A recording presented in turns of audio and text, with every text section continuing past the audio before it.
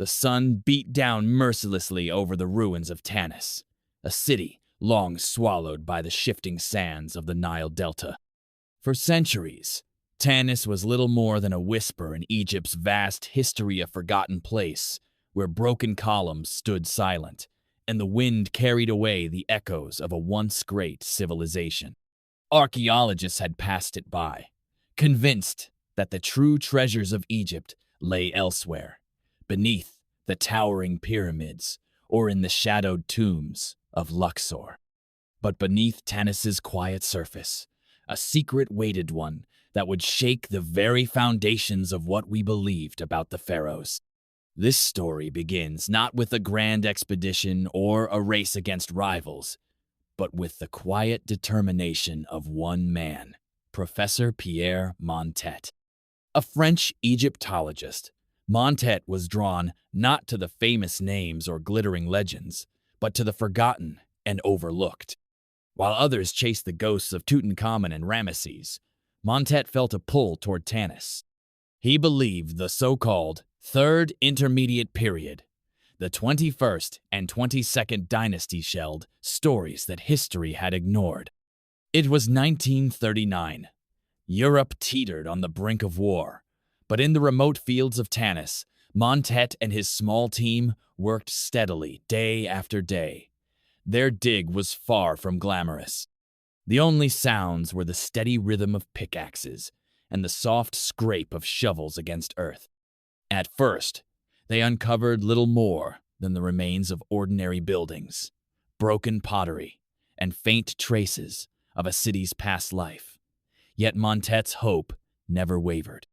He was convinced that something extraordinary lay just beneath the surface. Then, on a sweltering afternoon in February, everything changed. A local worker's pickaxe struck something hard and smooth beneath the sand. It wasn't stone as they expected. As the team cleared away the debris, a massive granite block appeared, then another, and then a doorway perfectly preserved and monumental in its silence. The air seemed to hum with anticipation. This was no ordinary ruin.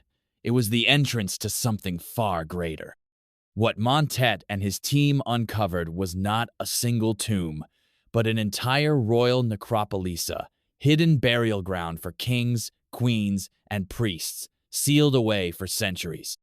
Unlike the sprawling corridors and grand murals of the Valley of the Kings, this was a labyrinth of interconnected rooms, each carefully crafted and locked tight.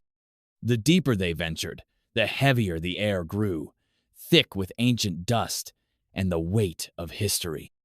The first sarcophagus they opened was a marvel solid granite, impossibly heavy and perfectly fitted.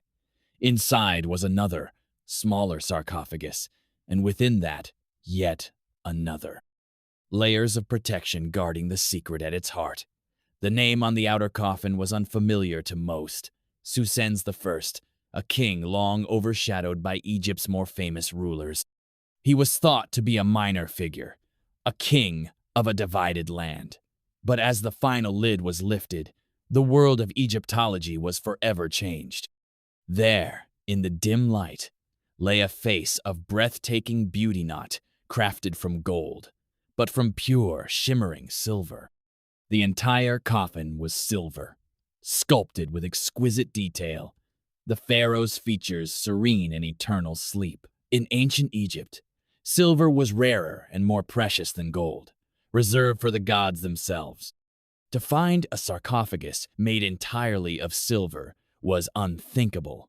It was a sign of unimaginable wealth and power, a direct challenge to the idea that Psusennes I was a forgotten king. But this was only the beginning. As Montet's team continued their careful work, the tomb revealed more secrets. They found not just one royal burial, but many pharaohs, queens, and high priests, all laid to rest in splendor. The treasures were staggering: gold, lapis lazuli, carnelian, and jewels of every kind. Each chamber told a new story, each artifact a piece of a puzzle hidden for millennia. One chamber belonged to General Unjabawanged, a trusted commander of Psusennes I. His tomb was smaller but filled with treasure, some clearly belonging to the pharaoh himself. Gold bracelets, a magnificent pectoral, and a golden bowl inscribed with the king's name. Why were royal items buried with a general? Was it a mark of loyalty, a reward for service, or something darker, a sign of intrigue and hidden danger? The questions lingered, unanswered. If you're enjoying this story, don't forget to like and subscribe for more stories that bring history's greatest mysteries to life. As the team pressed on, the necropolis revealed a complex web of relationships. They uncovered the tomb of Amenemopy, another pharaoh of the same era, his burial just as rich and carefully prepared. Then came a chilling surprise: the tomb of Shoshenq II, a king from the next dynasty, reburied within the walls of Psusennes I's tomb. His golden funerary mask was more magnificent than even Tutankhamun's, yet his burial seemed almost an afterthought, tucked away in a corner of the complex. Why had he been moved here? What secrets did these shared tombs conceal? The most astonishing fact was that, unlike the famous tombs of the Valley of the Kings, the burials at Tanis were almost completely untouched. They had escaped the hands of ancient robbers, not because of traps or curses, but because Tanis itself had been forgotten. Its obscurity was its protection, preserving a world that had vanished everywhere else. For Montet and his team, each artifact was a window into a lost age, a moment of triumph, awe, and deep emotion. For Montet, the discovery was more than professional success. It was vindication. He had believed in the forgotten kings, trusted his instincts, and now stood surrounded by proof that history had been wrong. The bodies, the treasures, the craftsmanship all spoke of a time of power and sophistication, not decline. It was as if the pharaohs themselves were reaching out from the darkness, their stories finally heard. But the tomb held one last secret. Among the treasures, Montet found a small papyrus, carefully folded and hidden in a chest. It was not a royal decree or a grand funerary text, but a personal letter, written in the flowing script of a high priest. The words were cautious, almost coded, but their meaning was clear. The letter spoke of trouble after Psusennes I's death, a brief, violent uprising, and the urgent need to protect the king's treasures from more than just thieves. It hinted that the burials at Tanis were not simply forgotten, but deliberately concealed, a desperate act in a time of crisis. This revelation changed everything.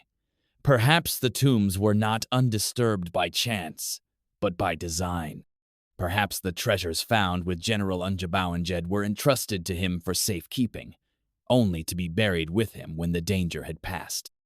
The shared tombs, the hidden papyrus, the silver coffin all pointed to a story of loyalty, fear, and survival in a world on the edge of chaos. Layer by layer, the story of Tanis unfolded, a tale of forgotten kings, hidden power, and the enduring mystery of Egypt. The discovery forced historians to rethink everything they knew about the so-called decline of the Third Intermediate Period. Psusennes I and his peers were not weak or impoverished. They were rulers of immense wealth and influence, their legacy buried not by time, but by the deliberate choices of those who came after. The tomb of the Silver Pharaoh was more than a discovery. It was a revelation, a reminder that history is never as simple as it seems, and that the sands of Egypt still hold secrets waiting to be found. The forgotten king was forgotten no longer. His story, once silenced, now shines with the brilliance of silver, echoing across the centuries and inviting us all to listen. If you enjoyed this journey into the heart of ancient Egypt, don't forget to subscribe, like, and share. There are countless more stories waiting to be unearthed, and together, we'll bring them back to life.